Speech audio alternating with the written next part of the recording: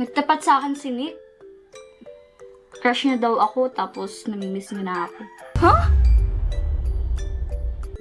Aray ko, tinamaan na yata ako sa kanya. Kinilig ang above. Nabasa niya kaya yung note ko, kaya nag-note rin siya. Siguro nga, kasi nag-heart siya sa mayday ko eh.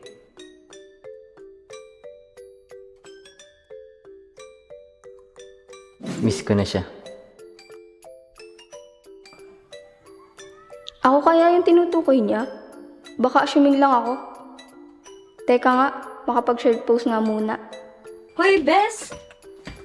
Bakit bawat minuto iba-iba yung notes mo? Nagpaparinig ka ba kay ano? Hindi oh, Eme lang yun. Sus! Sunod-sunod kaya yung shirt post mo.